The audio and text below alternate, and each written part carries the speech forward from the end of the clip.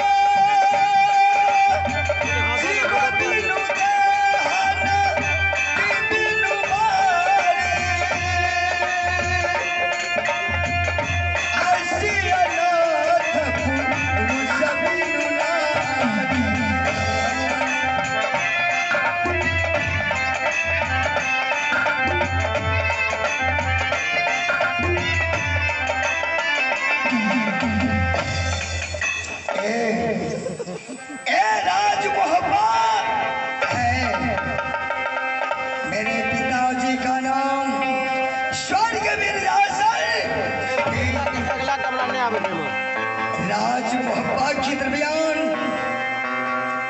दो ही अदालत है जिसमें मेरे छोटे भाई अनुज का नाम जंगी रुदल और मेरा नाम है आम्रपति आधा।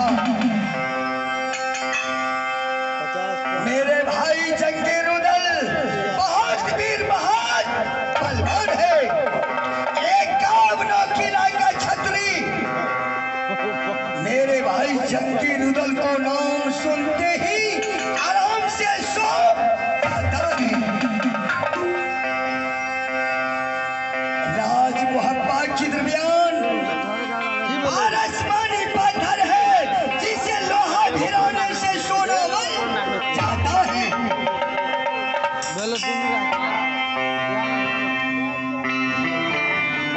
और मेरे भाई जंगी रुदल का जब से मैंने गंगा में दोस्ती लगाया तभी से दोनों दोस्त हर वक्त यही सोचता रहता है कि आज इस राज पर चढ़ाई करूं, कल उस राज पर चढ़ाई करूं। हर वक्त लड़ाई का ही खोज में रहा करता है। अफसोस की बात है वह दोनों दोस्त ने मुझसे एक रोज का छुट्टी मांगा। कहा, हे प्रभु, हे बड़े भैया, मुझे एक रोज का छुट्टी दीजिए ताकि मैं किसी जंगल में जाकर के शिकार खेल करके अपना दिल को बहला लूं। मैंने एक रोज का छुट्टी दिया, परंतु आज सप्ताह रोज गुजर रहा है। सप्ताह रोज से वह शिकार खेल करके नहीं आया। मुझे बहुत अफसोस हो रहा है, मुझे बहुत चिंता आ रहा है कि मेरे भाई कहाँ है, कैसा है।